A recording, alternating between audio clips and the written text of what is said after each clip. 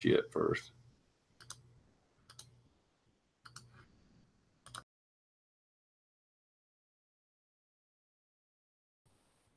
Hey everybody, welcome to another Tuesday night bull ring. Right now, just got Blue here, Luke from Awesome. Said it. But until then, I got Blue here. Would you like to say anything, Blue? No, just a real quick update. The basement is coming along. It's coming along damn good, and I'm becoming a master mudder, apparently. Right before the chat started, I was like, man, I barely wore any of it. And I looked down, and since you guys all basically jumped my ass for not having a gun the one night whenever I was out in the out in the garage, I wear it everywhere now. So I got to make sure I don't point it at myself, but I literally mud everything. So damn. So now I got to do a little bit of cleaning, but that's pretty much my life is work and basement. So that's the only update I have. So ready to get this chat started. And there's a lot of great people out in the side chat already.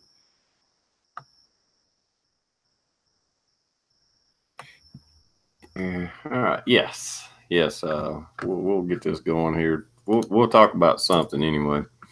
Me and Blue touched on it a little bit before this. I went live. I want to talk about it a little bit. Hopefully, Luke could jump in here soon.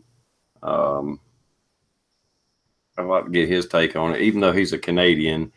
I'm sure he's got a little bit of opinion about it anyway. Oh, I forgot about SoCal. Let me get that him. I want to talk about you guys out there, guys and gals out there in the audience. What do y'all think about the hashtag walk away? Let me get it right. Hashtag walk away. Where all these liberals, Democrats are kind of waking up to the radical left and they're being pushed away from the Democratic Party by their own party. And they're realizing they're actually conservatives. Now, are they realizing they're actually conservatives because they're getting a few more years under their belt and starting to? Because I've heard this is I've heard it explained that when you're young, in general, people end up being liberal, and the older they get, the more conservative they get.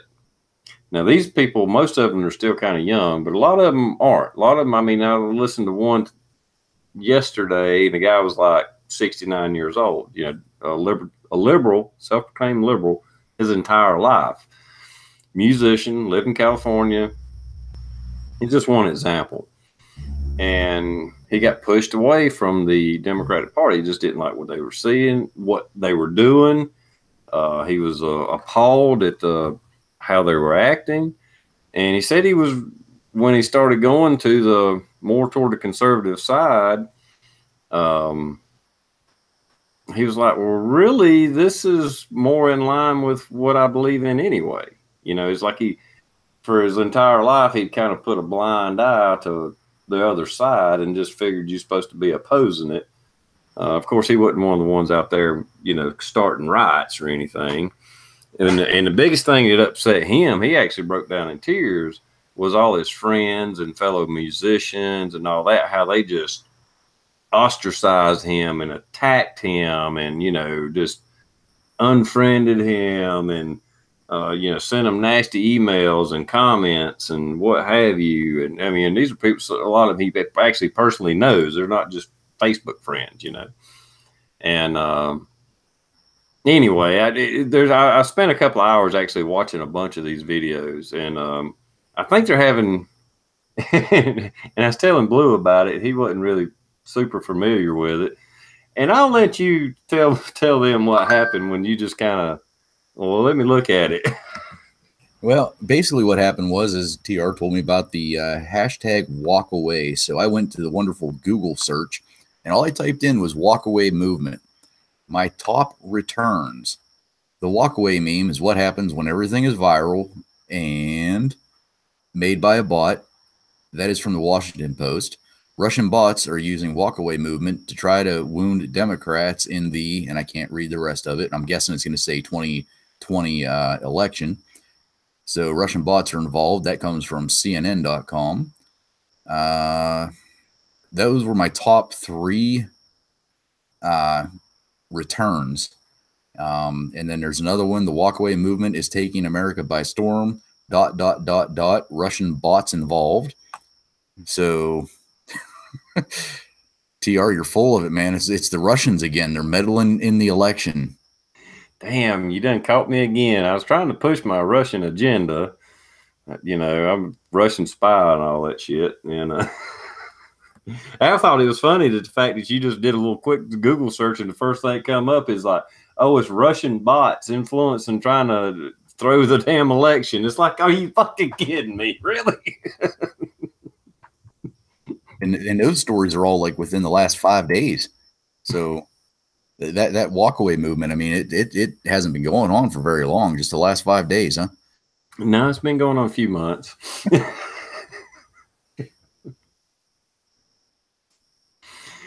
I think it's making a bigger impact. What I was telling Blue, like there's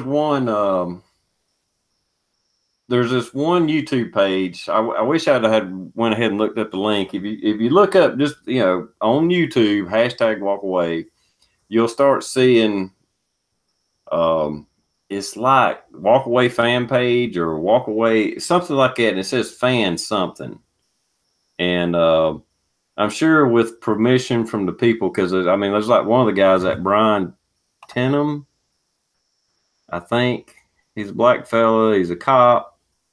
He was a self-proclaimed Democrat, and he's like the same. He's in that kind of with the movement with like a Mind About Jamal, Candace Owens, and there's many others. There's a bunch of them that's kind of got starting a big movement of conservative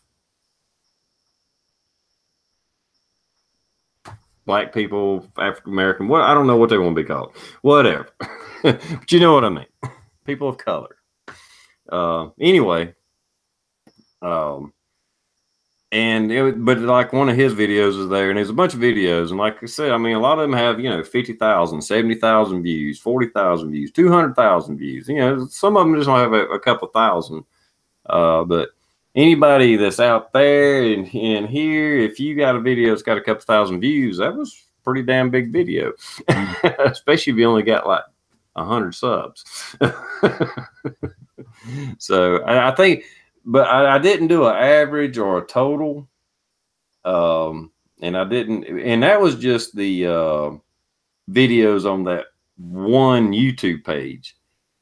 Over on the side, there were still many videos were just individuals with their channel making videos, and it's like I was talking to Sonia about it, and I was like, I'm guessing there might be millions of people that are watching these videos or kind of.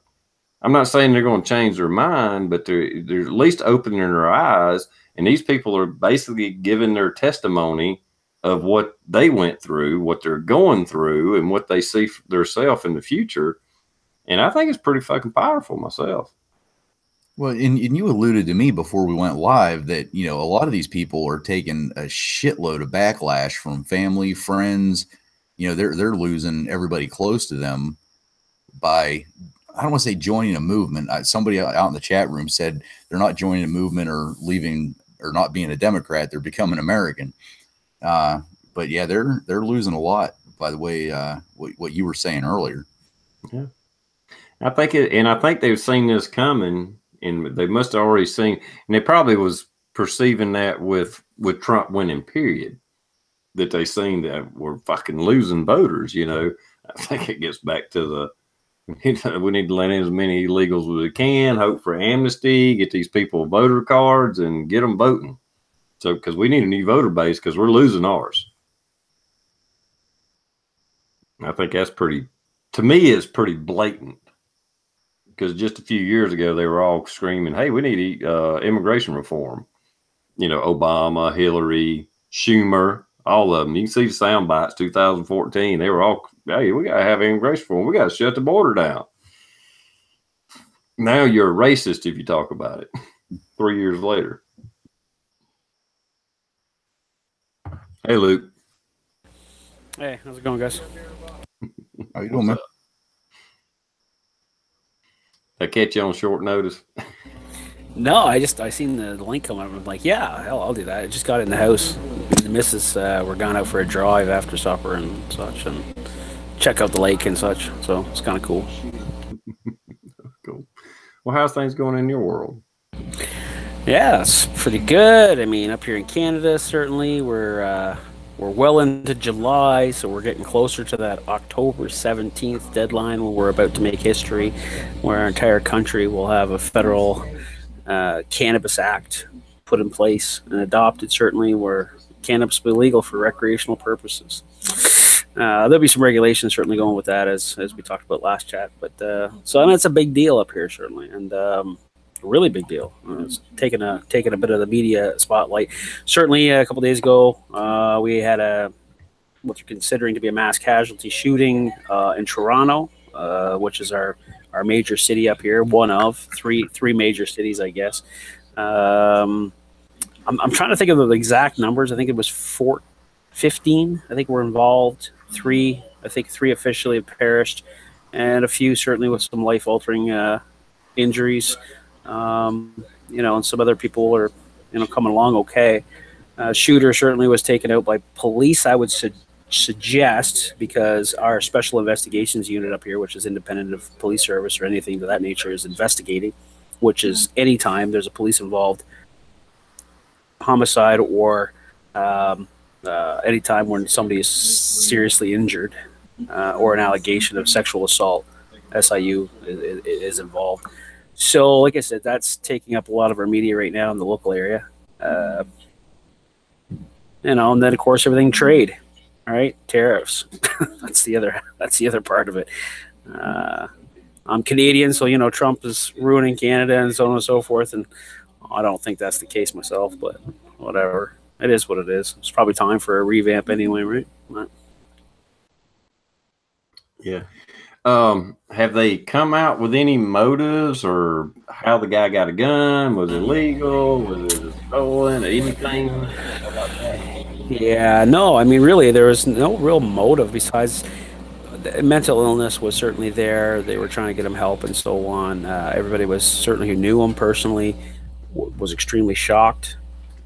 Never seen that coming. There doesn't seem to be a target per se. He was just finding people. One lady, for whatever reason, one witness, and again, it's just a witness testimony, so I don't really know the fact.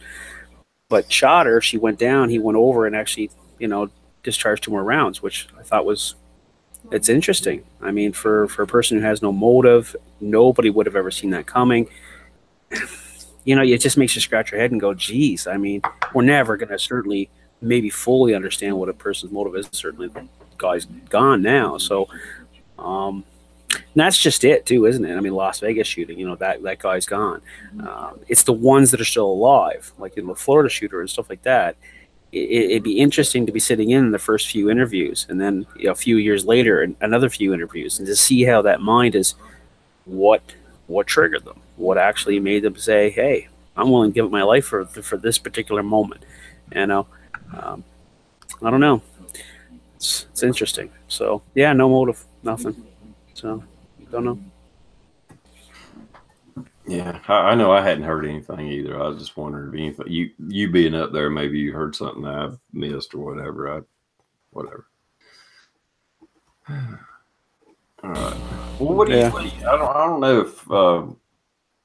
if it's been on your radar or if it showed up, and it maybe just because I'm a damn nerd and look into shit that whatever. But this walk away thing, me and Blue was talking about it. Have you seen or heard anything about that?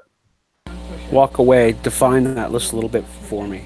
There's a guy that started a hashtag walk away movement, and it's self-proclaimed liberals or Democrats, people leaning toward the left, that's walked away from the Democratic Party and are claiming to be conservatives now because they're fed up with the antics and the broken promises by the Democratic Party.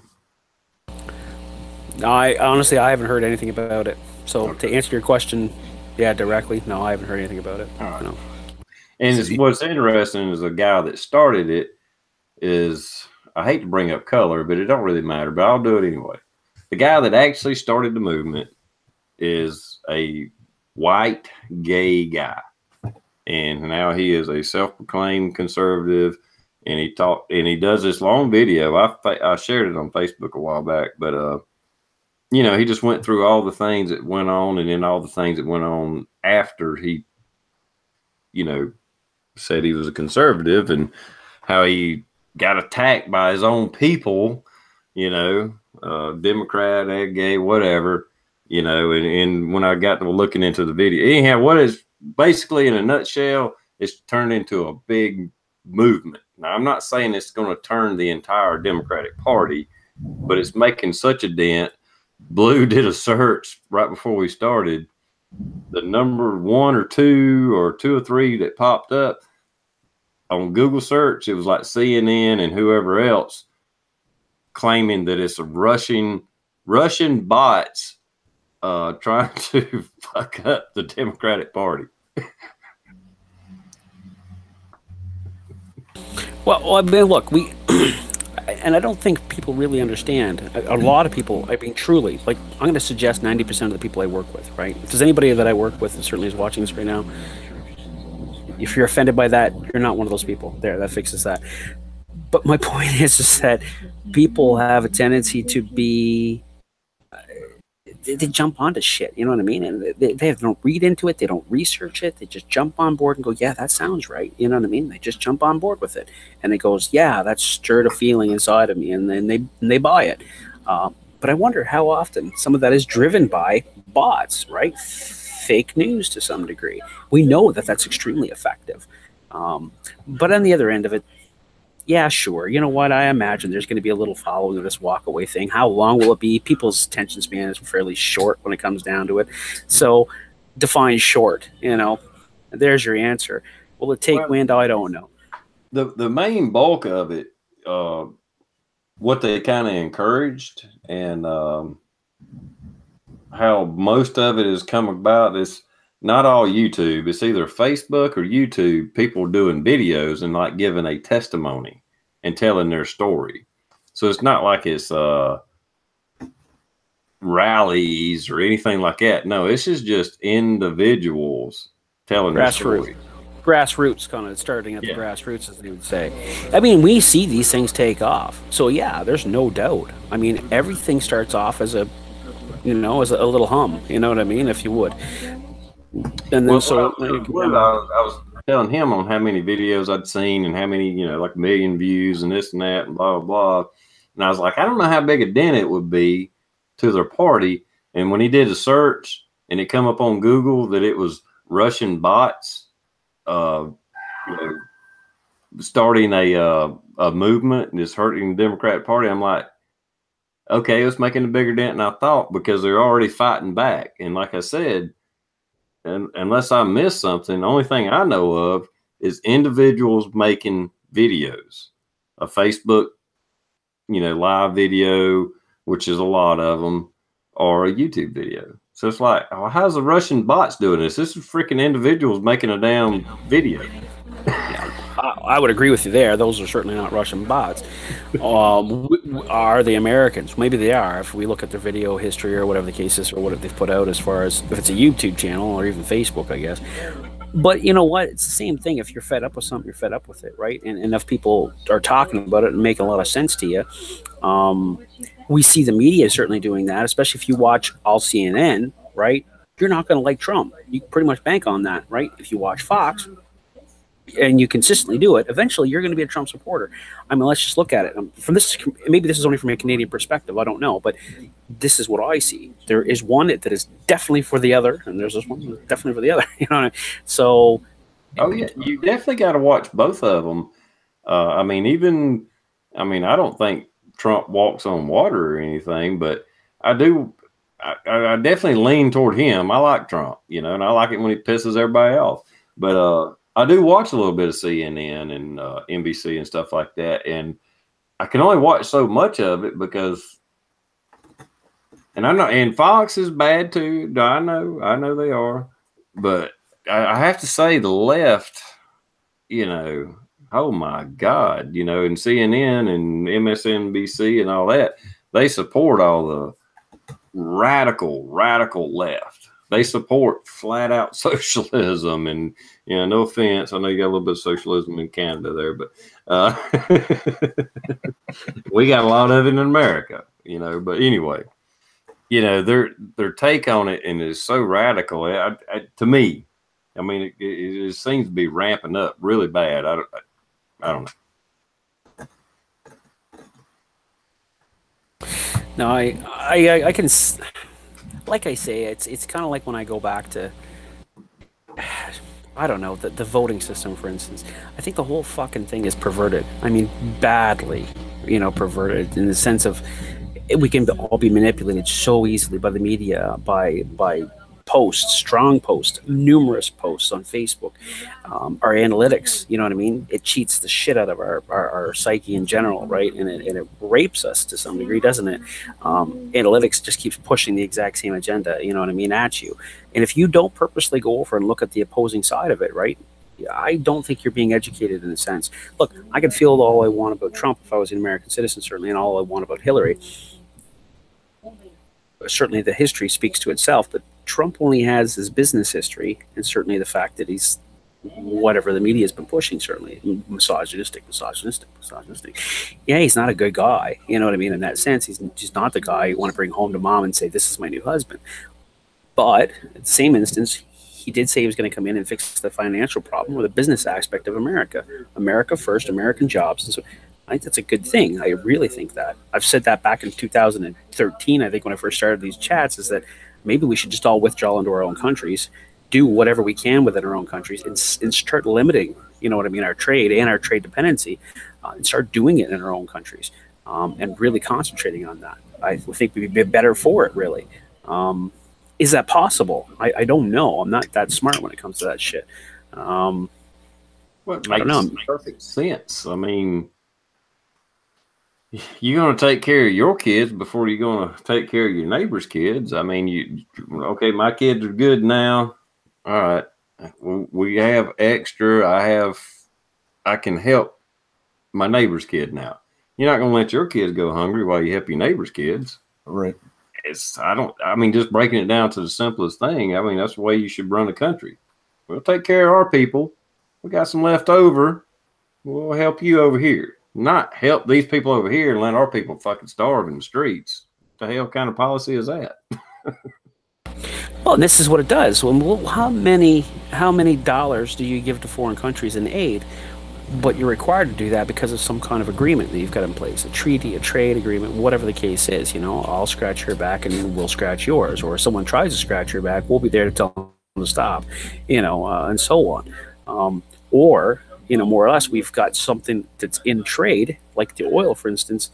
And like I said, I don't think we're over there to actually steal the oil. I think we're just over there to make sure that it kept being sold to us in a certain way, right? To say, hang on, it looks like this could shift here. We can't allow that to happen. We've got to keep it going the way, at least the way it's been going, right? If we don't do that, we're in trouble here in the West. I firmly believe that. And I think that really that's what it was, which is to say, if they stole it, I don't know what the hell they stole or where they put it. I mean, it's over there, so maybe they got embassies and everything else and buildings permanently built over there, you know what I mean, on foreign ground. But I think it's very important. We've depended on that in the West for so very long. You guys more or less, I think. Certainly you guys run the petrodollar, and the whole basis is built on that. It's probably bigger than that. I can't speak to. I'm going down a road that I'm really not intelligent on. We need somebody like Rosie on or David Robertson, for instance. Something like that.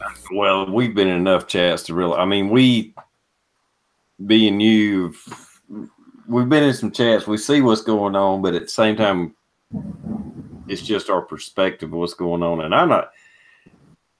My guess is probably way more underhanded and evil than we think. But from what we see, it's pretty fucked up.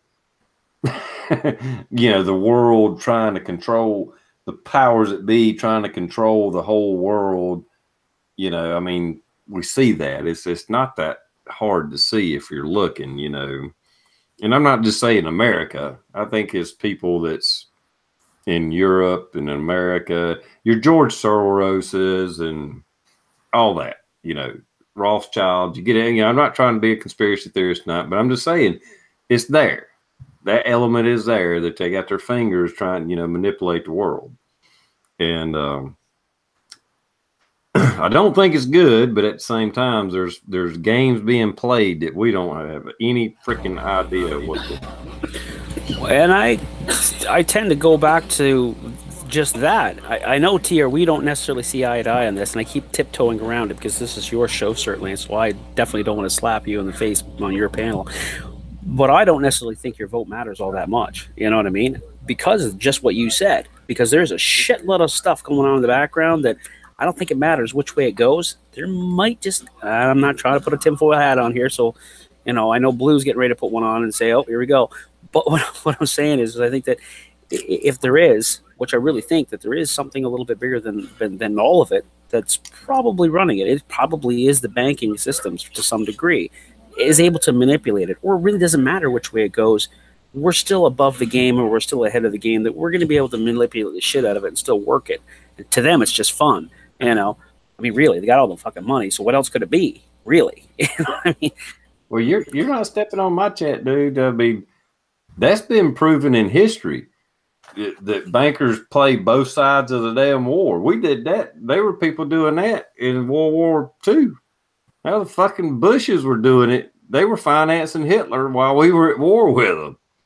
I mean, funding both sides. History. This is not conspiracy theories. If you play your bet on both sides, you don't give a damn which one wins.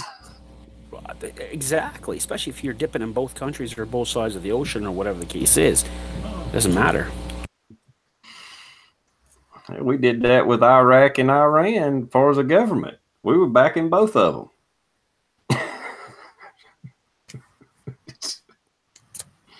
Yeah. Like I said, that's not even conspiracy theory. That's just history. No, that's right. Again, I think it's important, and we've talked about this a million times. I think on a smaller platform, yeah, it probably makes a difference to you to go out there and vote, right? You're going to make some differences small. And yeah, you would hope that gets up. But like I say, I think it's that point where there is a point. I don't know which point that is. You know what I mean? But you get to that point in government, all of a sudden you're like, you made it. You're now in the big show. And unfortunately, it's not what you've learned all these years coming up into the big show as much as it is the person who was already there ahead of you teaching you how it really is. It's kind of like when you go off to police college. We've talked this before about this, Blue. You get there, they go, you get out on the main road, your coach officer now has got you and say, all right, listen, okay, yeah, no, yeah, you get some great marks and stuff, and everybody comes and tells you you're a real sharp cookie. But, you know, again, 3/4 of what you learn back there, forget that shit. It's going to get you killed, or it's going to get you in trouble, or we do things a little bit differently out here in the real world when we apply it in the real world with real world challenges and people and so on. And I think it's to that degree they say, look, this is really what's going to happen here, right? It doesn't really matter what's happening down here. But more importantly, it's if the vote does matter, then there's an immense manipulation of the people. And I don't think it's quite fair. They should be just truly honest to say, this is what our party really can do, right? Not what we're promising you that we might be able to do, or what we're going to say to get us voted in, and just get in there and fuck it all up, or just piss you off. And apparently Trump has had a few of those moments from what I'm seeing from his own side. But at the same instance, I think from a Canadian perspective, he did exactly what he said he was going to do for the most part. It'd be the same thing as if Mr. Paul, certainly Dr. Paul got in, if Dr. Paul would again, he was very much about pulling the Band-Aid, you know, the Federal Reserve, just saying, fuck it, we got to start now. It's going to hurt, but it's going to hurt 10 years down the road. It's going to hurt so much more, right? But maybe, and he's a smart man, don't get me wrong, I like him, you know, and I really didn't know much about him until certainly TR, it kind of introduced me a little bit more to him, and I started looking a lot more at what he was saying. I think that it may not have been that easy. There may have been so much more playing out in the background that, you know, they would have just said to him, Mr. Paul, if you get in, that's not going to fly. And here's why. And he's going to go, shit, okay, maybe that wouldn't work. I don't know. Maybe that was a conversation that does happen in the background. I wonder if that happens with the president. The president says, I want to do this. And they say, you can't do that. Well, why? Well, we really can't tell you why you can't do that, but you just can't do that. We have some agreements in place that, unfortunately, you're not even privy to it. And you just can't. And he's, okay, so what can we do? Well, you could do this, right? Well, that's defeating the whole purpose. But that's all you can do, unfortunately. It's really bigger than the United States, sir. I kind of wonder if that actually happens. Oh, I'm sure. I'm sure they pulled him to the side. No, you can't do that. Blah blah blah. I will admit this. I think if Ron Paul would have if he had won the election, back in 08 or 12, I don't think he would have been able. Just as his personality and stuff, I think he'd have got stuff done. But I kind of what you're saying. He couldn't just end, which he didn't say he just wanted to end it. He just wanted to phase it out. But even phasing it out, that's such a big thing. It needs to be done. It's freaking unconstitutional, but that's beside the point. I don't think he would have got as much done as Trump has. He didn't have that bold personality where he just don't give a fuck. Right. He was more methodical, more intellectual, trying to, well, if we do this or do that, and I mean, I love the guy, don't get me wrong, but he wasn't that bold guy like Trump. I really don't think Trump gives a shit I think he gives a shit what people think. And as long as people are praising him and backing him, he's just going to keep going head first, saying shit he probably shouldn't say, doing shit he probably shouldn't do. But I think his intent and his heart's in the right place, and he's going to do, hey, I think we should do this. And I would really think he's probably listening to some people, like having a discussion. Okay, what if we do this and this and this? Well, this could happen, that could happen, that could happen. Okay, well, more than likely, would we be successful? Or, I would think he's got a few people around him, at least a few people, if not a whole bunch, and playing the odds and going by his gut and say, okay, well, we're going to do it anyway. Let's do this. I think the odds are we're going to do this. Whereas a Ron Paul is probably going to be more methodical about it and more book savvy, and he wouldn't be as bold. He wouldn't be able to get on stage and be like Trump and just say, well, fuck you, we're going to do it anyway. Mm-hmm. That's kind of what Trump does. and I don't see Trump doing anything that would actually hurt the United States. Mm-hmm. Every move he's made so far is every promise that he made during his campaign, and so far it seems like it's helping out the United States. I mean, our unemployment's down, jobs are up, everything that he promised he was going to do. And I think that's his strongest suit, is that he's not looking at the presidency as a politician. He's looking at it as a businessman. How do we fix what has been screwed up for so many years? And people don't like that. People, I mean, just think about it in our own everyday jobs, our own everyday life. You don't like changing things unless it's a guarantee. And there's no way that anything in the political world's a guarantee. I mean, you have a credit card. I mean, simply put, you have a credit card where you're paying 19% interest, which I think that's probably about the going rate with most credit cards. And somebody comes out and says, all right, well, here, we're going to give you a 8% credit card. You get it paid off within this much time, or we're going to charge you 26%. 9 times out of 10, the people, if they budgeted their money right, if they did everything they could, they'd be able to get that credit card paid off on that 8%, but they don't want to take the chance of possibly losing in the end.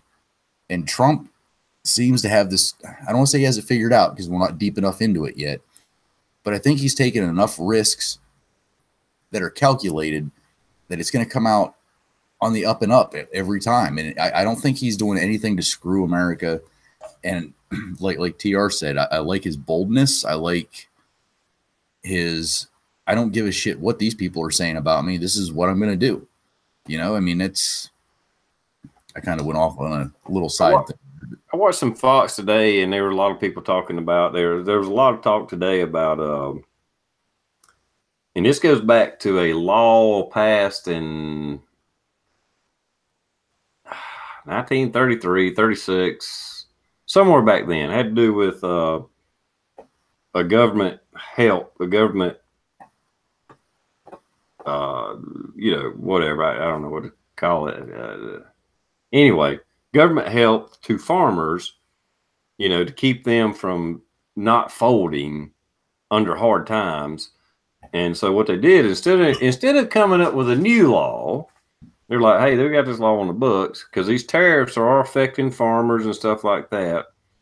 And and it was like $12 billion, but they didn't have to pass any laws. All they had to do is like, okay, we're gonna enact that one now, or not enact it, but you know, we're using this is already on the books, so we're gonna do that. Give them $12 billion, and he's like, okay, because until we get this all settled out, give me time to get this, all the negotiations done. You know, we're telling you we're going to charge you this much, and you've been charging us this much. Maybe we meet in the middle. We'll come down, you come down, come to agreement. And this is what I see with the whole tariff thing, and he's pretty much said that. But it ain't going to happen overnight. You know, it's going to take a little time to get all the negotiations down. Let's come up with kind of an even playing ground because we've been on the short end of the stick. So let's even it out. In the meantime, we're going to help these people out. Sure, there's arguments out there, and that's what they were talking about. Well, what about this industry and this industry? Okay, this is already on the books. This is already there. We can help the farmers right now without passing a law, without going through a freaking vote, anything. And this is a short-term fix until we get it out. And he's flat out said, give me time. And anyhow, they had some farmers, and, you know, some of them were upset about it. You know, they're like, I don't want a government handout. I want to make money. But in most of them, but, you know, they were like, but I see what he's saying, you know, because it's going to hurt us at first until it all gets worked out. So even the ones that's kind of hurting, I don't know if I'm going off tangent here or whatever, but yeah, all this bullshit with the tariffs and stuff, it's going to take time for it all to work out, but it will work out. I really believe it will work out. Yeah, I'd have to agree with that. I think you're right. I think I hear exactly what you're trying to explain for sure. I definitely think he has people that he speaks with on a regular basis, right? I mean, he's not just coming up with a lot of this stuff on his own. I think he's being a responsible businessman. Certainly, he has consultants. You know what I mean? And every business does, right? Especially in major projects, and he's used to this. Going back to certainly what Blue had mentioned there earlier about, you know, people being used to this. I think he's absolutely correct. People have been used to, you know, the tennis match of batting back and forth. You know what I mean? Left, right, left, right. And we've been doing this for years and years and years and years. You know, politician. Finally, someone said, fucking, I think the majority certainly said, hey, we maybe need something besides, we just keep this kicking the same can down the road. And I think someone had mentioned it earlier too. I can't remember who it was. Maybe just a smart YouTuber, but I heard it mentioned that basically you're going to have to change the thinking of the people in order to change the dynamics of what's actually taking place.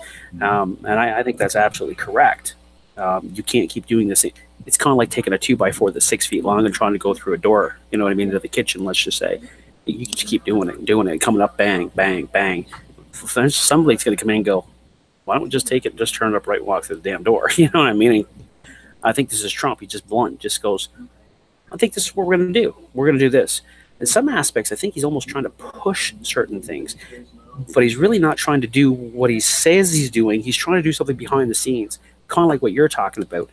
Why try to have to force the other side to block us at every move? We'll just take what's already on the books and we'll make it better. Free trade, we'll just take something that we're losing, you know, billions and billions of dollars on, and we'll make it better, right? Because we can't raise the taxes. We can't do this. We can't do that. Those are bad things. So like you said, let's just take what's on the books already. They can't balk at it. They can't stop it.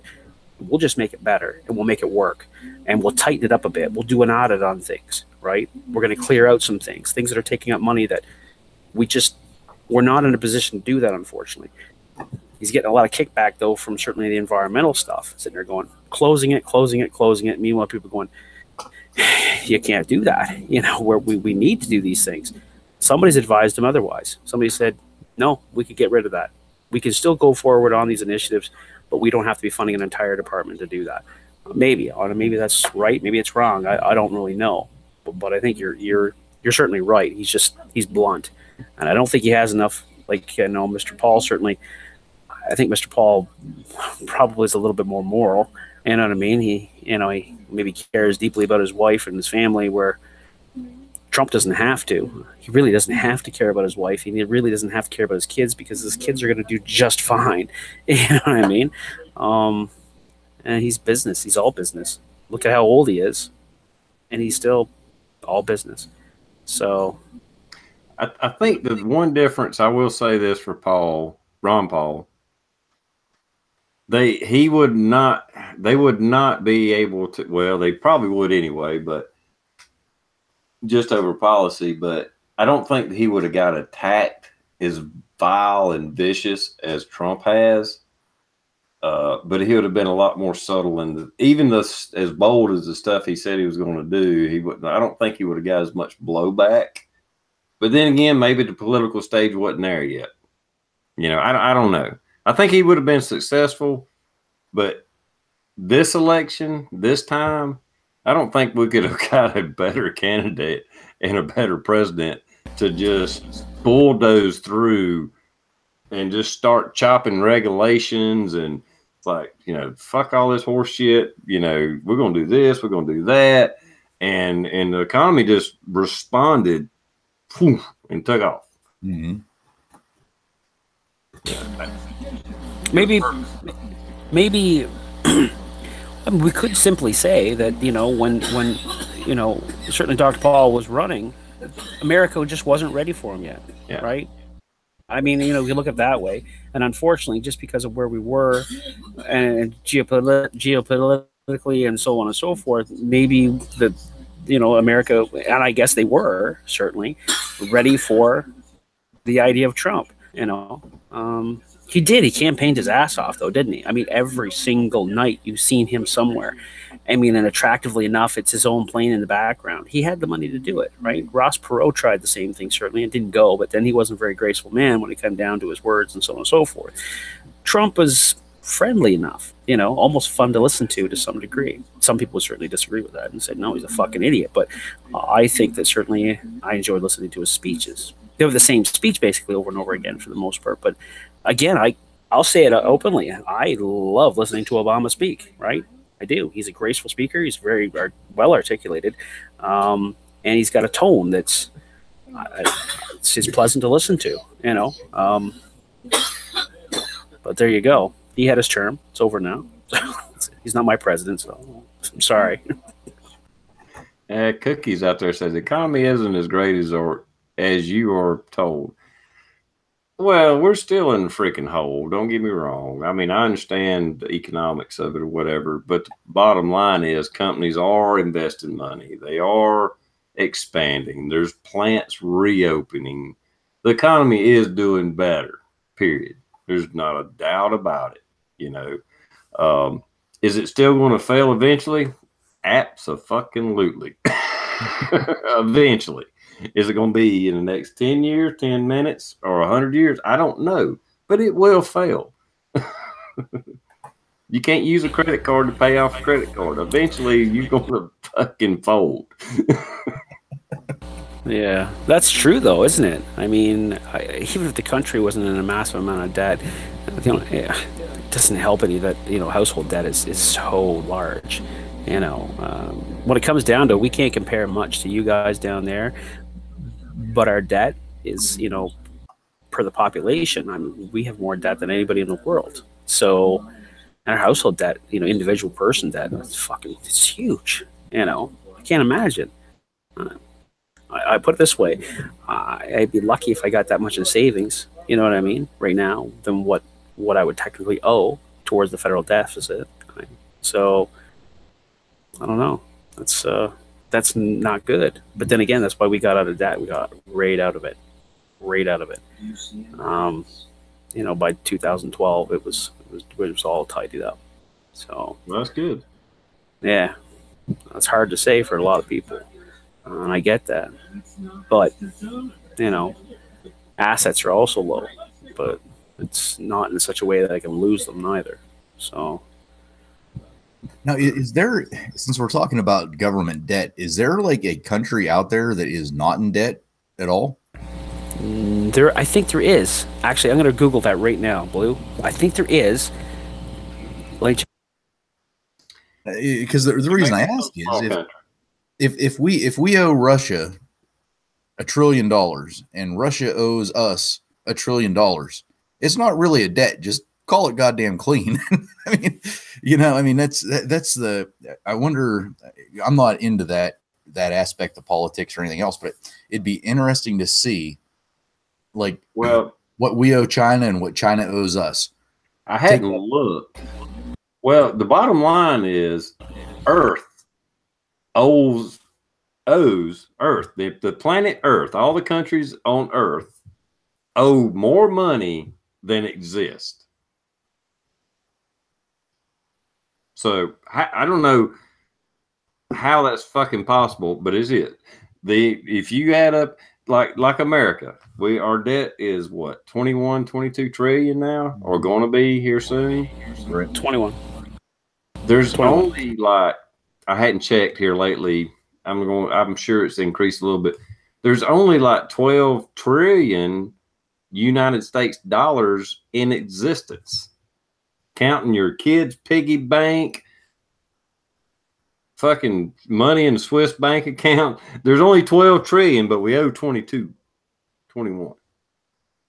How you gonna pay that off? Can't rent more. Yeah, unfortunately, it don't work that way. There's a really good video that explains all that on YouTube. I don't know which one it is, but I seen it, checked out on it, and went, that looks pretty good to me. I don't know.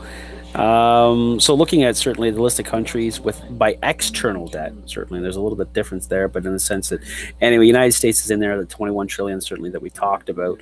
Rated in second place there is the United Kingdom, followed by France, Germany, Netherlands. Japan in there at a little bit $3.5 trillion. Canada's in there at 1.9 trillion. So we're talking about external debt here, of course. But you also have to look per capita, right? And that's all US dollars, of course. So, but I think we were certainly, to go back to what Blue had asked, the question was 5 countries free of external debt. And I'm gonna butcher some of these countries' names here. Masua, maybe Macau, Masu, British Virgin Islands. I mean, fuck, these aren't even countries, so I don't know. Anyway, I don't know. There's countries I've never heard of. Anybody? They were countries that were just created, so they haven't had enough time. Right. Names. Well, British Virgin Islands, I don't know. I think those are pretty old, aren't they? Basically, they're countries that's smaller than most counties in America. Yeah, no doubt. So we look at another article real quick here. Top 10 countries with the largest national debt to GDP in 2018. And it'll give a per citizen viewpoint here. So apparently we're looking at Japan. Is that right? 9 trillion? Hang on a second. I'm just making sure I'm reading this correctly. Yeah, apparently. Japan's actually hurting. Yeah, United States of America. Oh, no, this is not in alphabetical. Okay. So 19.23 trillion. Debt per capita is 61,000. Debt to GDP ratio is 106.1%. Population of 324.35 million people. So there's some stats on that. Spain, you're looking at, 1.24. But 19.23 trillion. Belgium just is $500 million. No, correction, 456 billion. I was reading that incorrectly. I'm sorry for that.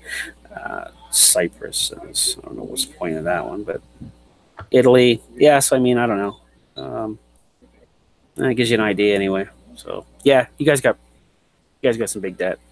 Yeah, no doubt. Huh.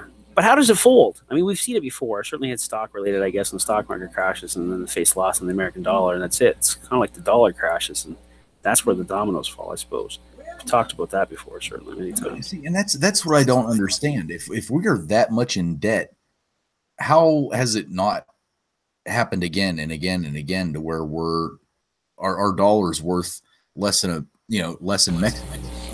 Control, global control, and I think that's why it's super important that they maintain that foothold in very key locations with high trading commodities such as oil, certainly. And there's probably other products that I'm not sure of. Again, I'd love to have Rosie on here. Rosie, fuck, she'd know for sure. Well, I think it gets back to the petrodollar. When they flipped over and went to the petrodollar, that keeps our dollar valuable, and it just all it's doing is putting off what's going to happen eventually. But it's like it keeps, our military force, the petrodollar, we're forcing people to use the United States dollar, so it gives it value. So even though we're in debt beyond what we can pay off, it's almost like they got, well, yeah, but we got money coming in still. We're making a little money off these tariffs because they can lose tariff and port fees and stuff like that. So the United States dollars can increase, but not at the rate it would take to pay it off. But basically all I can say is freaking petrodollar. I mean, I don't know how else to sum it up. No, I think you're bang on correct there. I think that there's got to be some serious trade that's going on too that keeps shit afloat for not just us, but somebody certainly had said it on the outside, and I apologize for not being able to see it. I can't get the external to come back up. I lost it, and I don't know why it won't come back. Anyway, they basically suggested certainly that how did they suggest it? Oh shit! I wish I could find it because I don't want to fuck it up. God damn it! You know how that is. Anyway, but my moreover, I think that there's certain things we're just too far in. We can't do that. There's other countries that are absolutely depending on it. What they were suggesting was that basically, China really depends on the resources that we can provide there to even be able to produce some of the shit that they do, so they can sell it back to us in that sense. We certainly like the Dollar General or the dollar stores or whatever, the 5 and dime shops or whatever you want to call them. The things that they come from, fucking everything is made in China. Everything. We got this thing. It's a souvenir shop, right? You go in there, it's all Canada stuff, Oh, Canada, okay, Canadian A, all this stuff, and you look on the back of every flipping one of them, okay, and it says made in China, made in China, made in China. I'm going, so we're celebrating Canada, selling it to tourists. They're coming up from the United States because as if they want something fucking with Canadian flag on it. Anyway, and we sell that to them, and it's manufactured in China. It just go visit Lady Liberty. Everything, all the flags out there, I'm sure have the same stamp. Oh, when you think about that, I mean, literally, dude, everything. You could spend all day just going in the Walmart and just checking where it's made. Go down the toy section. Go down the toy section. You find something made in America. There's a YouTube video that'll just take off. Everybody want to see that. What the hell that is? I found it. The thing that everybody's looking for the last year and a half. Something made in America on the toy shelf. People will be blown away. I don't think it's possible. Do you see? I know that I'm subscribed to you, but I've not seen any videos come through. You should put a video out for VR responses. I'm challenging, Americans, Canadians, whoever, go to your local big box stores and find something made from our country, and and get VRs to start coming in. That'd be awesome. You know something? I'll see if I can get that in the works. I'll do that. I'll share it over on your channel and shit, and just and see if that goes someplace. It'd be interesting. It would be very interesting. And you know what would also do it is maybe we should stop bitching about each other's trade over here in the West and start maybe looking across the pond just a little tiny bit and say, hey, you know what? maybe we're not actually getting treated fairly when you think about it. And I go, well, we get everything for $1, which is nice, you know, but at the same instance, like, that's a lot of money, man, leaving our country. That's a shit ton of money leaving our country. You know, that's like owning a business, okay, a grocery store, and telling all your friends and family to go down to the Bob's, who's down the road in his grocery store, and tell them to shop all over there while you own the goddamn grocery store, your own. You'd be wondering, why can't I sell any shit here? Well, stop sending everybody down to Bob's. It's just like, right. Well, speaking of the Made in America thing, it's been she's 11, so it's been 6 years ago, roughly. I redid the floor in my house, just laminate floor, that, you know, fake looking hardwood stuff. I got it from Lumber Liquidators, and let's just say I paid $2,000 to put new floors in my house. We just got a notice. I don't know, it's only been like 2 weeks ago that Lumber Liquidators had a class action lawsuit because the laminate flooring that I bought from them, it was being represented that it was made in, it wasn't America, but like it was made in Mexico or made somewhere like that.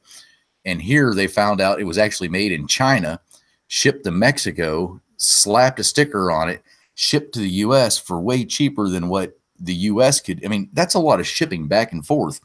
And we're in this freaking class action lawsuit where basically I jumped on the internet. They already had my information because anytime you buy a product, and I'll tell this to everybody, you buy, I don't care if it's a weed eater, jump starter battery pack. If it has the option to register it online, you register it with your information, because if there's a lawsuit, they automatically have your information. I had to go in, and all I had to do was put the code in that they had on that little postcard they sent me. So basically, like I said, I'm just going to guess we paid $2,000 for this floor. We had the option to either get in-store credit for Lumber Liquidators for 80 to 104% buyback value, or you could take the cash and do a 50 to 60% buyback value. So of course I took the cash option, but this has been, 6 to 8 years ago, and I'm going to have damn near my whole floor paid for over a class action lawsuit because of something that was misrepresented as being made in one country, and it wasn't, because apparently China or Japan or whoever the hell made this laminate flooring puts chemicals in it that the US doesn't recognize as being safe. Yeah. So it's a win and maybe a lose somewhere in the area. My kids have not grown an extra arm yet, so we're okay. Yeah, no doubt. And it may be only bad if it, floods or something like that, or catches fire. So I'm sure you're probably all right, sir. I'll tell you, I burnt like the extra scraps that I had on this stuff. I have never seen a flame do what these floors do. And that's probably what the issue is. I've never seen a green flame before. And actually, I've got a box up over my head here. I might do a video on that because I have never seen a flame like that. Wow. I don't doubt it. I don't doubt it. Some of that press board shit they make bathroom cabinets out of and stuff in cheap houses or whatever. That same shit, right? So it's glue and shit. This stuff's probably worse though. But yeah. A little bit of plutonium and... Yeah, as you're talking about, certainly there's the floors maybe made in China or it's made in Mexico or whatever the case is, and here's the reality. It's all with me and my wife were looking at supper time. We were checking out in Japan. They have pods, right, or capsules, hotel capsules, or capsule hotels, I guess is what it is. Sorry. And it's just little cubbies. You go in there and basically get the range of the place, right? Fairly compact, all the amenities you'd need in a hotel. But when it comes to sleeping, you kind of tiptoe in with a pod of fucking 40 people, and you're all slided in these little honeycombs, and you have yourself a little sleep. And each side of these little honeycombs, of course, is a nice little cocoon that you can sleep into for the 8 hours you're going to sleep for. Moreover, though, these people also don't make a lot of money in that sense, and there's a shit ton of these people certainly in this small spot. Us, We wouldn't be happy with a space, you know what I mean, as much as they have. They don't even know what the fuck a grassy field looks like in some cases. So we have parks and stuff like that. I seen somebody who came back from teaching over there for five years, and they came back and they said they just couldn't get over the parks, how big they seemed after living over there. How everybody has this huge lawn. We worry about a lawnmower that we have to get, you know what I mean, for the beginning of the season, or making sure our lawn's, you know, equipment's working well. They have no concept of that there. So we have houses that are, you know, most people's houses are, you know, $250,000 or more. And again, depending on where you live. But there, they don't require all that. So they can just take all that small business and just keep pumping it back to us, and we can afford it. Because we do live, I think, a little bit more luxurious in that sense. Maybe a lot more luxurious, quite frankly. So I have 3 fucking balconies. 3. My daughter has her own. That's probably excessive when you think about it. Probably. My daughter don't think so, but nevertheless.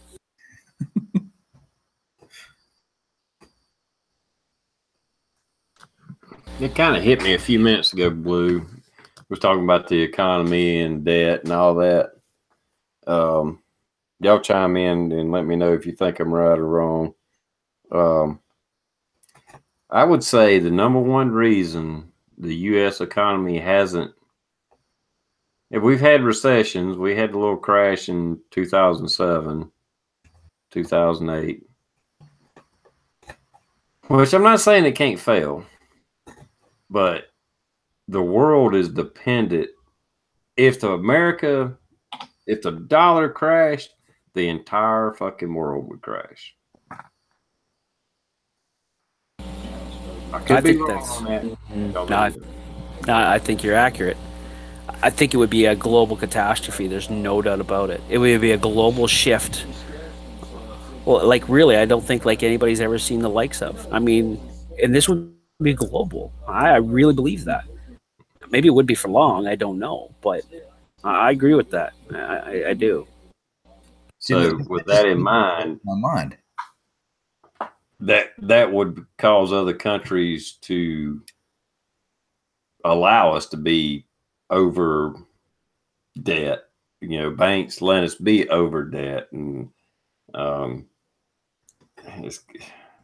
that's why we're continuing on, because we have built up our military, our worldwide touch over the world. You know, I mean, other countries could flat out. Venezuela is they're fucking eating their damn zoo animals and dogs in the street and living off rats. It didn't affect the world, but if that happened to America, it would actually end up affecting the world. So the world, in a way, no matter what they're talking about, is going to keep the machine running. Yeah, but it's a big fucking machine, though, man. And I don't know if it would actually just. I don't know, because of this fact that we have such global involvement now, right? There's so many fucking routes now. I mean, of global travel, global involvement, global business. I don't know if it would be what it was in, you know, back in certainly the 20s and 30s and 40s, where we had some major, you know, problems. Society's different as well. We were all grouped together like Japan is. Japan don't have a lot of problems in the sense because they're all Japanese. You know what I mean? They're all the same people. Here, we're such a fucking melting pot, or a mix, you know what I mean? Depending if you're talking about Canada or the US, because one is certainly more of the other. But I think it would be a slow decline, enough that civil war might take place and so on, because it would happen over such a long period of time. We did see certainly some shit happen, and I think you would, because certainly it's 2007, 2008, that financial crisis there was what they're labeling a crisis. We still haven't come back from that. At the same time, when the Great Depression happened, we wasn't the world superpower. Well, no, not I guess in that sense. I think you were one of the, you know what I mean? Still, in that sense, though, you're. Well, I don't know. We didn't have our fingers all over the world. We were a very isolated, even though we were a big country, or we're doing pretty good. we the whole industrial military complex thing really didn't exist yet. And so we didn't have our fingers everywhere. And I'm not, like I said, I think you're right. I mean, it may not collapse what I think it would, but it would hurt the whole world. Some countries might be able to react and not hurt as much as others or us. And another superpower may take over and build it back up. I don't know. I don't know. I'm just kind of all the research I've done, the only thing that makes sense is the fact that we have dominated the world as a superpower is the only reason we're almost allowed to do the bullshit we do. Yeah. That's you're right. And the fact that you've made friends with just about everybody, you got allies everywhere, key allies certainly, and strategic. Look, that the United States isn't leading in this world march certainly with stupid people per se. In none of the other countries. Stan had said it out there earlier. He just wished Trump would come to the table and just be honest and say it's espionage, ladies and gentlemen. It's been happening for fucking ever, and it's going to continue to take place. That's what we do. We go over and influence other countries. We do it. They do it. Everybody's doing it, and because we can. And like they got hundreds of people out there doing it on either side, spies and so on. So I think that there's opportunity certainly for pole position moves, if you would, when financial plagues take place on a nation, for instance. It gives them less bargaining power, perhaps. But I think U.S. will always be seen as a major player, even if it had a financial crisis. They're always going to be, they've got an immense amount of assets, land as well. So they've always got bargaining chips. A lot of people. Let's turn this back around to the Second Amendment. Do you think that they let us get away with as much as they let us get away with because they know if they try to invade our country, that what's the saying? There's a gun behind every blade of grass. Yeah, that's the saying. Hey, well, I don't think other countries would want to take America out for actual taking over the countries like you traditionally in the past, going way back, not way back, but it's just like Germany, they're trying to conquer land. That used to be the way it was, and the Romans and Indian, everything. The reason to go to war was to conquer and take over property, take over territory. We don't really do that now. I mean, even with all the stuff we do in the Middle East, we don't really try to conquer it far as claiming it as ours. It's just claiming control over it. And let's just say with Russia or China, I'm sure they would like to kind of take us out, but not to take over our country just for power over the rest of the world. Not even taking over territory, period. It's just financial and military we're in control now. It's not so much they would want to actually invade America and take over America. It's just like they just want us out of the picture. That's the way I see it now. They want to take over to be the financial superpower. Yeah. It's not about the land. Yeah, it may not even be about countries as much as it is corporations anymore either, right? So we're looking at it as always been countries. So this is a shift in the paradox in the sense that we always thought about it as countries taking over land or taking over whatever, but corporations moreover now are taking over it and invading countries for the people. They want that business there, and they can really take a strong foothold and make a lot of profit when they move in, and a lot of devastation in some cases. Certainly there's a lot of talk about Nestle, Nestle moving into communities, Coca-Cola, for instance, just really just fucking complete villages up or towns or whatever. And so I mean, who knows? That could be the shift, the major shift that we're seeing now. And so it's we need the land, we need the resources, and we need more control of those resources to keep going. to sustain what we project we're going to have in 30 years' time as far as a population. I've seen theories that the world's population will cap out. It's inevitable. It will not go over a certain amount. It's a pretty decent presentation. I don't know if it's truth or not, but it seemed pretty good. The number was 11, I think. Anyway. All right, on TR's book club of the week book, I recommend. I'm almost as big as Oprah now, so I got to start doing that. Anyway, this is a new segment. This is a new segment. I strongly suggest it can be a little hard to read. It's a little dirty. I gotta clean it. John Perkins, Confessions of an Economic Hitman. I strongly suggest it. It's a good book.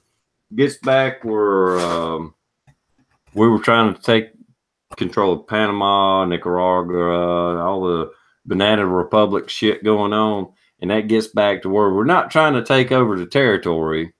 We're just trying to get economic control, get our corporations in. That's what it was all about. Get our corporations in and take over countries economically. Some of you may have seen the little cartoon. I've posted it on Facebook before, and it's him in an interview, and they made up a cartoon about it.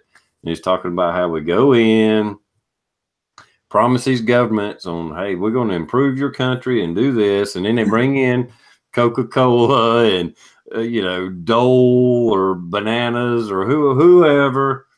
But then we put them so far in debt that they owe us a pound of flesh. And, it's a good book.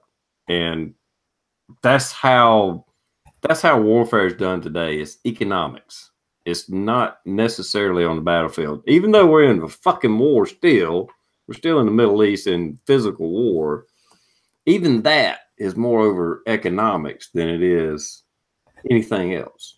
We're not claiming Afghanistan and trying to take over it, or Iraq, or even the whole deal with Syria is over a fucking pipeline. It ain't got a damn thing to do with Assad.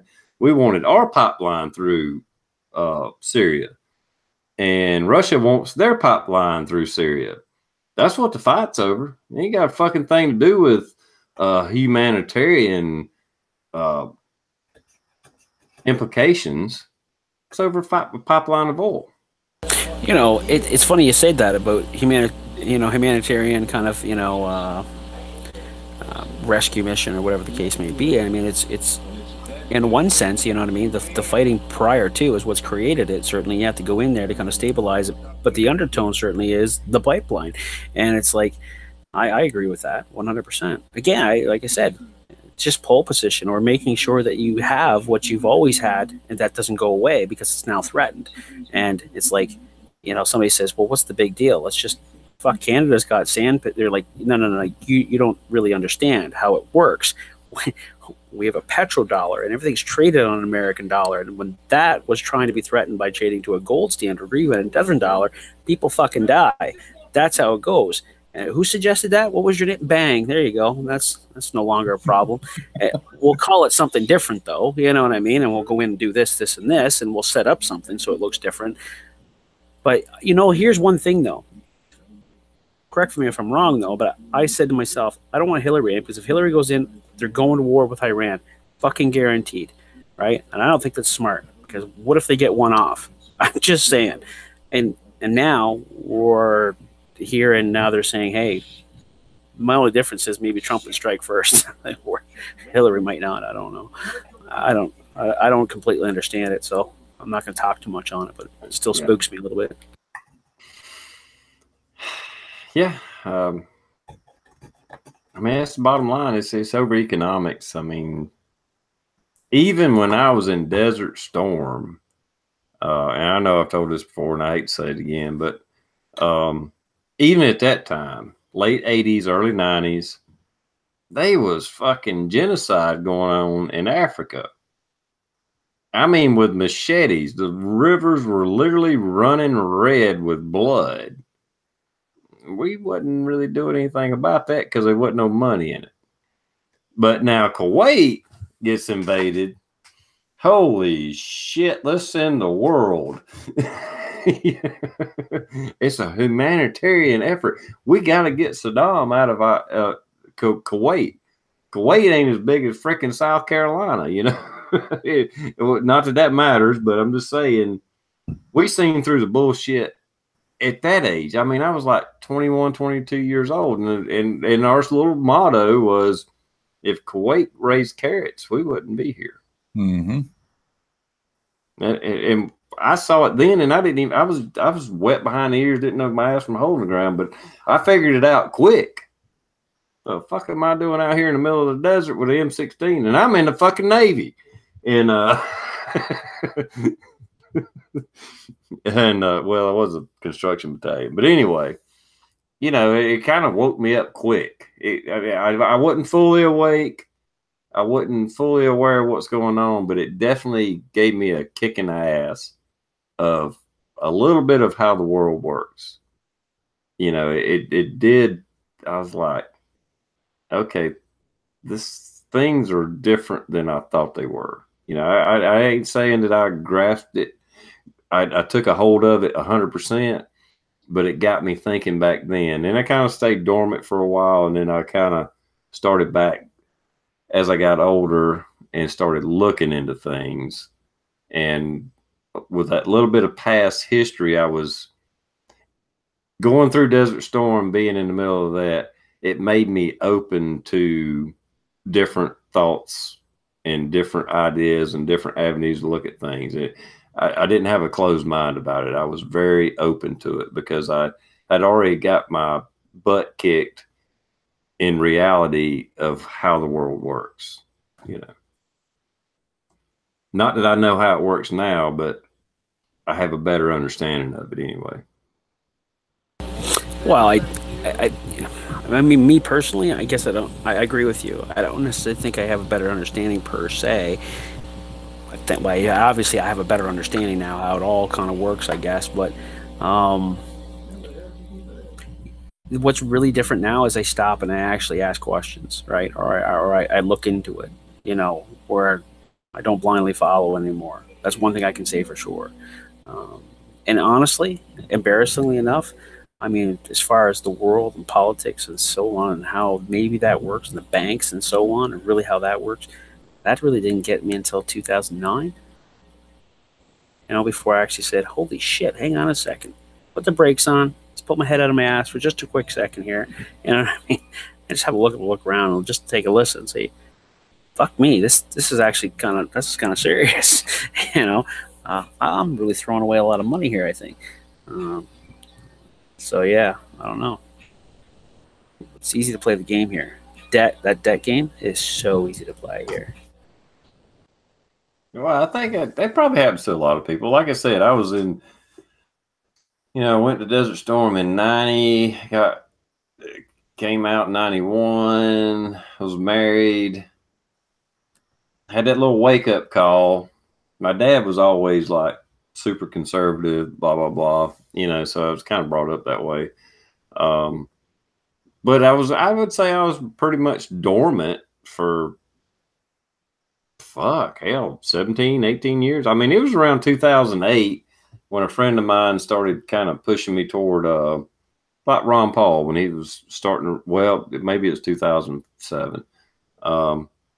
You know, he was kind of like a Ron Paul. He was a little bit more he was more enlightened than me. And anyway, he kind of started feeding me books, and I like to read. And we were having conversations. He didn't really push me. He just kind of nudged me a little bit, and he seen that I was thirsty for information, I guess would be a good way to put it. He was like, well, hey, read this book. You know, and he'd have conversations with me, and okay, and I'd read that book, and then he kept, hey, watch this video. And that reinvigorated that back when I was in Desert Storm, and I saw things wasn't right. Things were way off than what I thought they should be. But I didn't understand it, you know. And so it kind of got me on a path of reading books and watching videos. And – eventually, and that was like 2007, 2008. And then years later, here I am on YouTube, and I've been on chats for years now, and I was on the Green Dragon chats and just all kind of different stuff. And like I said, I don't have all the answers, but I definitely have more information than I used to. Yeah, you have more than one angle to look at it from. At least you know what the other side's really saying. You know what I mean? And I mean, the other side can't be saying everything wrong. I can't believe that. But at the same instance, you know, if anything, it always comes down to it. And this is where the democracy comes in. You know what I mean? You say, well, you vote for one way or the other. You know what I mean? And the one with the most votes kind of go. You go with it. Well, fuck, that's how we do it up here, really. So, I don't know, and I think that's kind of fair. Simple, but fair. Someone say, no, it's not. What about the other 40% that didn't get the fucking get their say? And I go, well, we still have opposition. I don't know. Anyway. Well, the bottom line is, and I had a girl, a lady, I shouldn't say girl, but a woman. She was kind of into, she understood where I was coming from and stuff like that. A friend of mine, and she just kind of made me stop talking one day. Maybe I was ranting or something. I don't know. And she's like, well, I know all that stuff goes on, but I just don't want to know anything about it. I just want to be happy with my kids and live. And it kind of threw me off. And I see her point of view, but I'm just a different kind of guy. You know, I mean, for the most part, we know we can't change shit. Well, for the most, on a global scale, there's nothing TRprepper can fucking do about it. Me, I cannot fucking change the world. But regardless, I'm the kind of person, I want to see it coming. You know, I want to know about it. I may not be able to do a damn thing about it, but you're not going to catch me off guard. I'm going to see it coming. It's like, yep, here it is. I knew it was going to happen. I would be more comfortable with it like that, you know? Well, there you go. There's another video, Blue, we can put it out there. So, you know, let's do a VR here. I want to see your passion in the VR, folks. Only needs to be about 30 seconds to a minute long, but let's get them out there. We want to know, basically, do you want to see it coming or don't you want to know? When they say, hey, you know, the atomic bomb has been just, you know, nuclear weapons been launched from Iran, you know what I mean? And probably shouldn't even joke about this. Fuck, I don't know. You know, would you want to know what's coming? You know what I mean? Tell us what you think about it. 30-second, 20-minute rant. Don't care where you are. On the shitter. It doesn't matter. Give us your fucking opinion on that, ladies and gentlemen. Yeah. What an interesting freaking, you know, conversation you get back from people. I'm almost sure of it. I don't know. I think once you get to a certain level, it's like, well, I can't stop. You know, I mean, I can't just... I could see people saying, you know, yeah, this shit's just not working out. I'm just going to live life and have fun and blah, blah. Something in the back of my mind is like, even though I can still go have fun and live life, I guess that's the balance. You got to keeping a balance between knowing that there's bad and evil shit going on in the world and still be able to get on a boat with a bunch of friends and drink beer and go fishing and go swimming, jump off a little cliff. You know, finding that balance is the problem. And if you can find that balance of being aware, you know, as aware as we think as we can be, but yet still enjoy life. I understand that's a hard thing to do. I think it is. You know, I mean, I think I have done it. I hope I have, because I like to laugh. I laugh in all my videos. I'm always smiling. And I think there's evil shit in the world that there's so much evil shit I don't even really want to know about. But the shit I know about, I'm aware of it, but it don't keep me up at night. Yeah, I agree with you there. I believe in the theory, and what I've tried to adopt is 1 foot in and 1 foot out.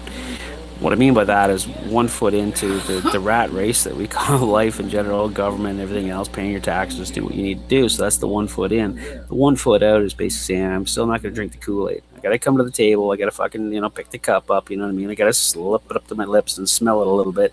Just take a taste, but I'm not going to fucking drink it. So that's it. What you said about balance, that's what you got to do. You got to find that balance. You got to understand the laws. Don't break the laws, right? But be polite. Mind your business. If someone's talking about you, it's none of your business unless they're telling you to your face. Then it's your business, you know. Otherwise, fuck it. You know, what can you do? If you think you can make something that moves you that much, fuck yes, go and vote. You know what I mean? If that, why not? Not gonna really hurt nothing. You know, someone says, "Oh, I'm not gonna play their game." Well, you don't have to be like that either. Go fuck vote. I mean, Jesus, that's gonna make you feel bad. It's kind of like TR said. I want to see it coming. I want to be able to see that fucking asteroid coming and go, "Fuck you, you sons of bitch." I want to at least have that option before the fucker hits me. Right. Nobody wants it in the back of the head. Nobody. Yeah. I want to say, see, I told you, you motherfucker. See, I told you. You didn't listen.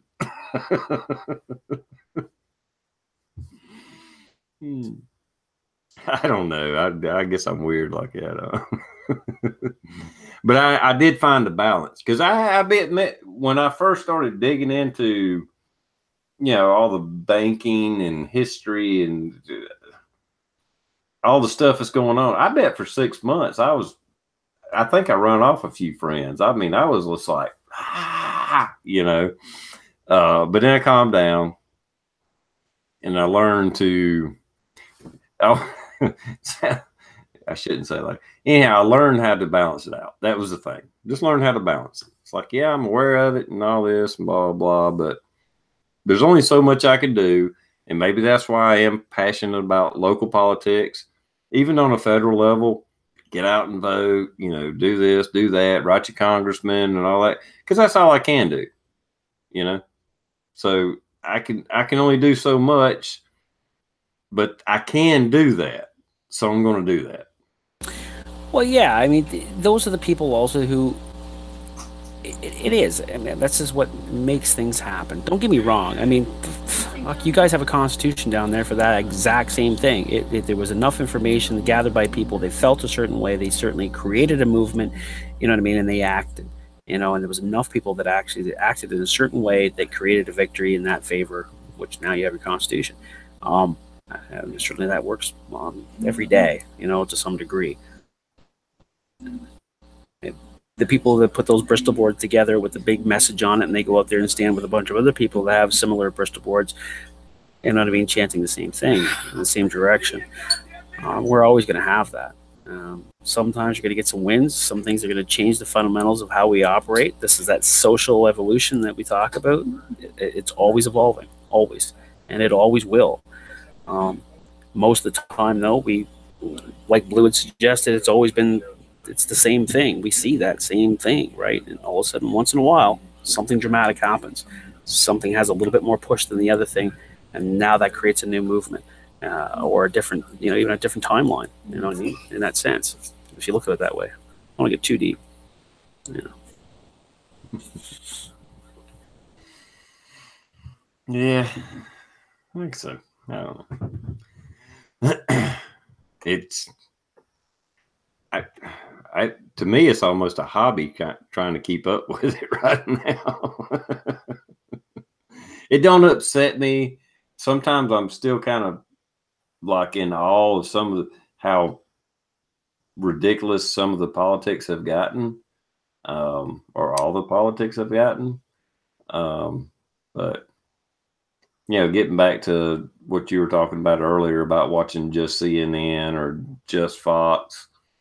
Yeah, that's like, it's not even night and day Coke and Pepsi left or right anymore. It's just like, it's like you're stepping into two different dimensions, how far away from each other they are.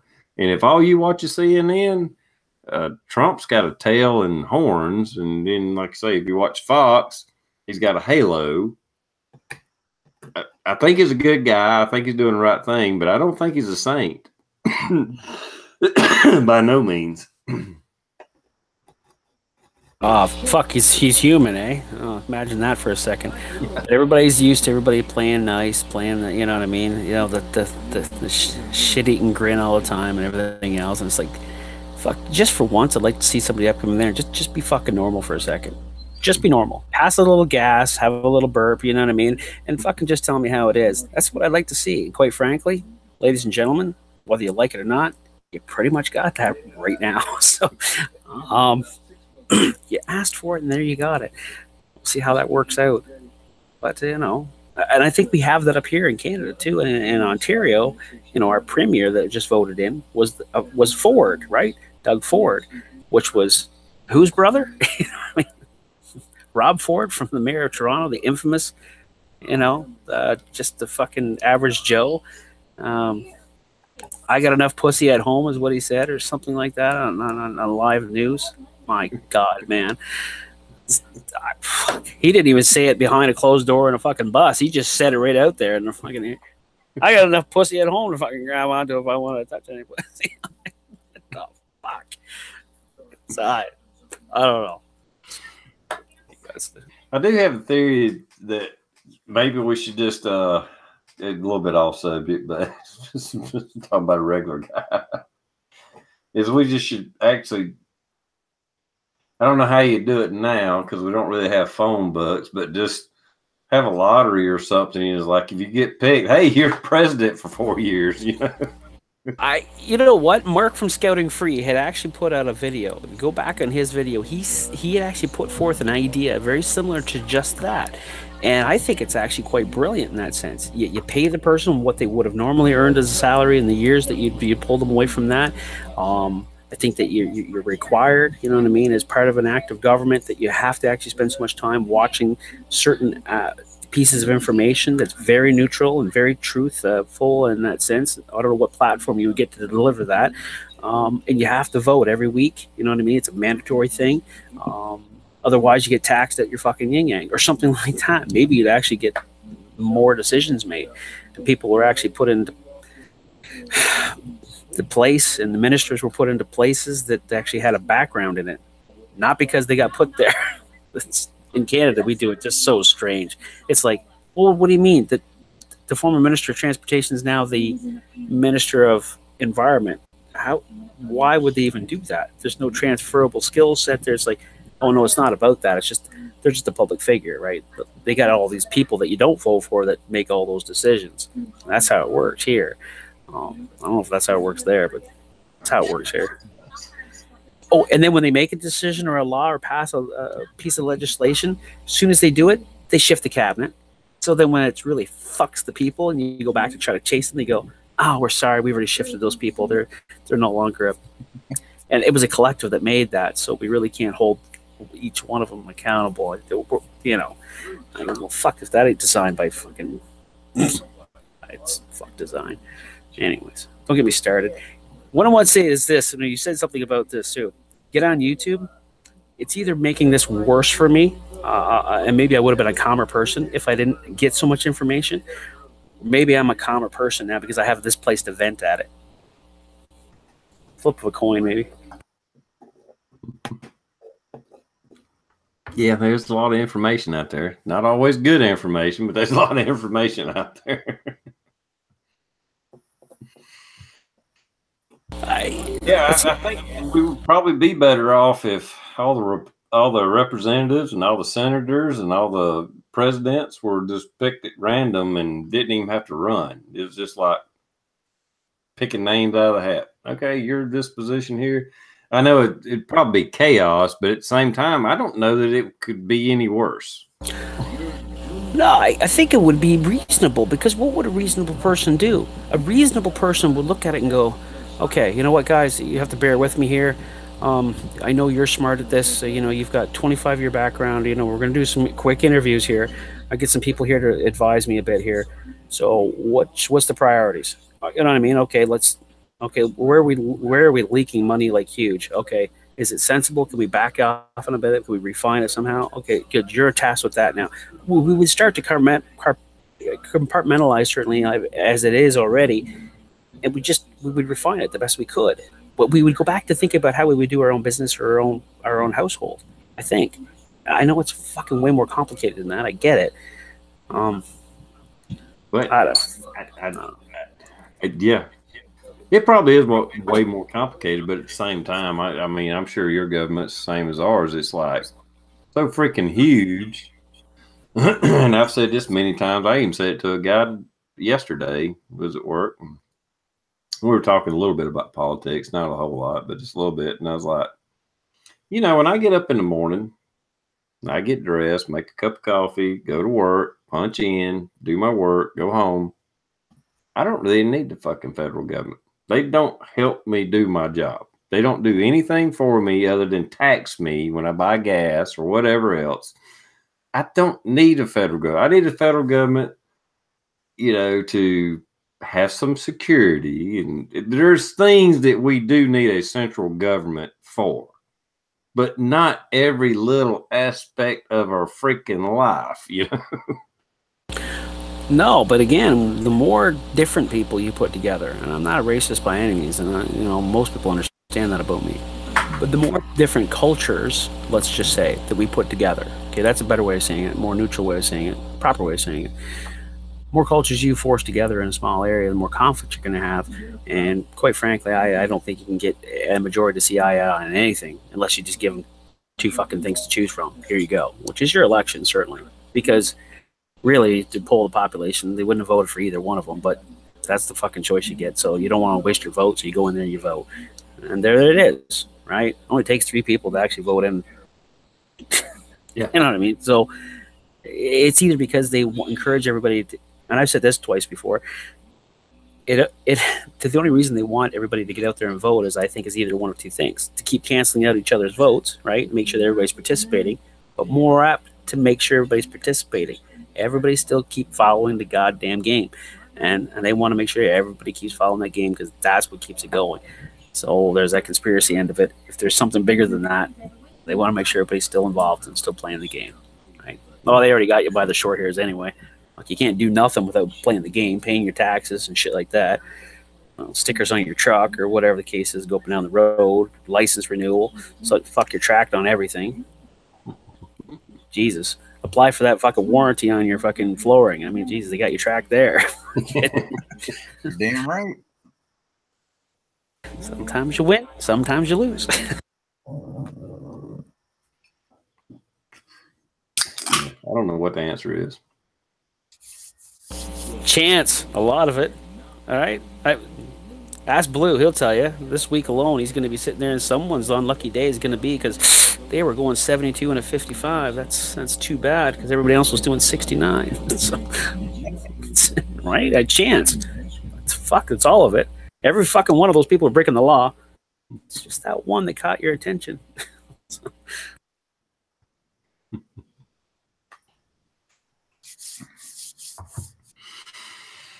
All right. Anything else we need to talk about? Anything got going on?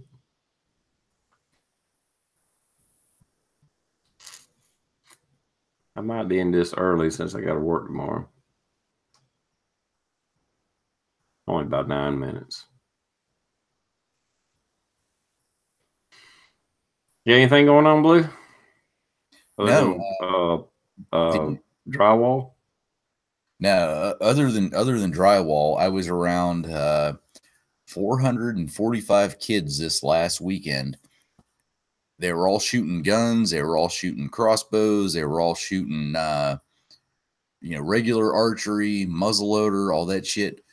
The worst accident that happened is a bench that they were sitting on tipped over, and somebody sustained an ankle injury. Wow, good stuff, though. Not so much for the ankle injury, but everything else you said before that. That's incredible. I mean, just 450 some odd kids in one place. Fucking, you'd think that's a fucking nightmare logistically if you don't got that shit straight. But to add firearms of every fucking shape, size, and smoke, my God, good job. Yeah, and this was, I mean, it was literally 445 kids, ages between 8 was the youngest, 12 was the oldest, and they were all shooting guns, and that was the worst injury that I heard of was a ankle injury. That's incredible. Good job. Yeah, I seen the video before I started this chat. I hadn't seen it yet.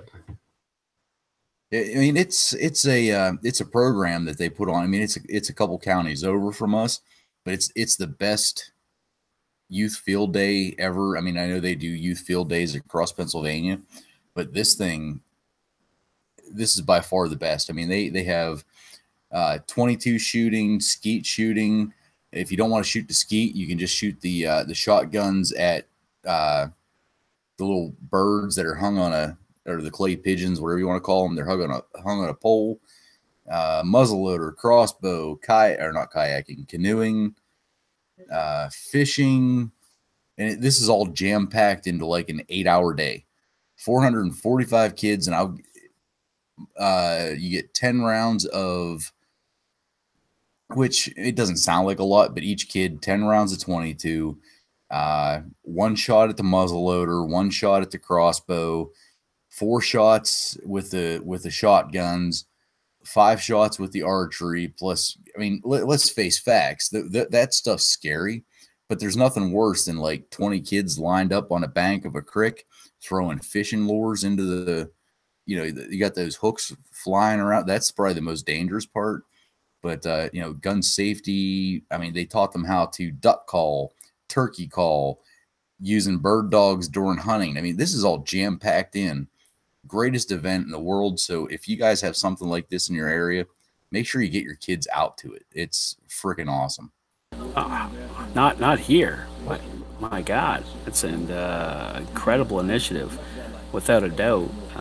To give that introductory to each one of those things, right? It gives them an opportunity to experience it. They may never have experienced a muzzleloader before, and this is where it starts, right? It's to build a bit of a passion, a bit of a hobby. And you nailed it on the head right there. I have never in my life shot a muzzleloader, and all 3 of my kids have beat me on that by the age of 9.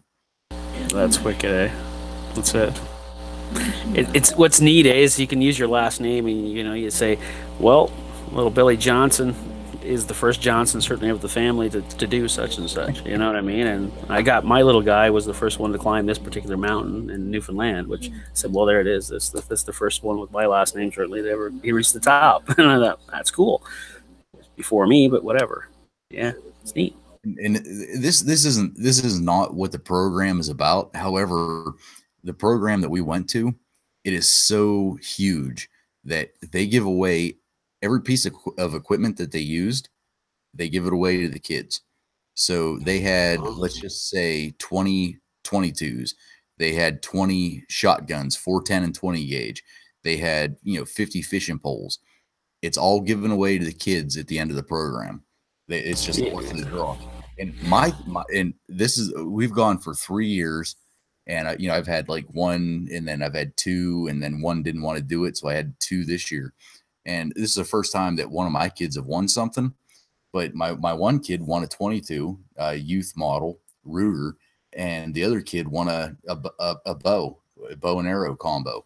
It's like, damn, it's awesome what these people do. So support your local youth groups, all that stuff, because it gets it back out into the community. So that's all I got, TR. I just wanted to mention that before we signed off. But I got the video up. It's 13 minutes long, which is pretty long for one of my videos. But this is what our, not my local community, but a local community, puts back out there for kids to get involved. And somebody, I wish I could remember who, they watched the whole video and they're like, the one thing I didn't see, a kid with their face buried in a cell phone. And that's awesome.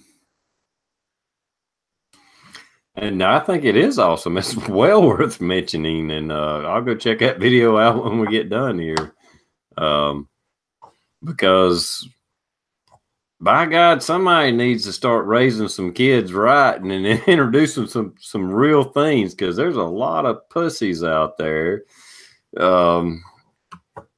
Holy shit. I have little faith in our youth, and it's good to see things like that. I mean, not that they have to shoot guns or whatever, but just like you said, they're facing in a cell phone, they're outside, they're interacting, they're learning new things.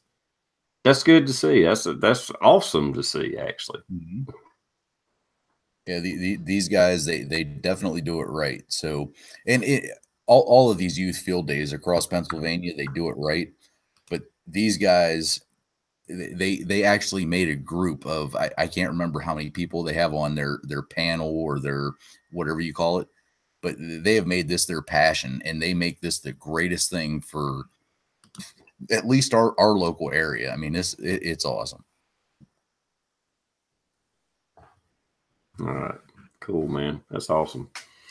All right, Luke, would you like to do an outro? Talk about anything you had going to happen, or just whatever? No, I don't really got much going on. I mean, certainly there's a couple ideas for future videos maybe coming up here. Certainly some VR videos or VR requests. Certainly, Blues had a couple of good suggestions there. Otherwise, no. I mean, I've been concentrating on work. I got a bit of a transition here, so it's a security position for the most part, but it's corporate, and so there's an immense amount of shit happening. Big transitions in the company, and so it's taking an immense amount of my time, making sure I don't miss anything, right, and trying to impress, for success, so I can climb that ladder a little bit better and make life just a little bit nicer. So, while we still have an economy, anyways. But other than that, no, it's just great to be able to hang out with you guys. I really appreciate it. Seeing everybody on the outside, opportunity to, concrete some thinking anyways that I got going on. Let me vent a little bit, feel a little bit more relaxed when I go to sleep tonight. So thanks very much for that, gentlemen. Well, you always have an open invitation, Luke. I always enjoy having you on here. Very intelligent conversation, well-rounded individual. So, yeah, you always got an invite. Enjoyed talking to you over the years. It seems like forever, but it probably hasn't been that long. But yeah, well, there's always little bits and pieces of space in between. We get doing things or whatever. The season is the season, and we get hanging out again, and that's good. It's nice that us guys can do that with ease. And I find women have a little harder time with that. I mean, you're the only person I ever known that killed a penguin. So there you go. Right? Yeah, exactly.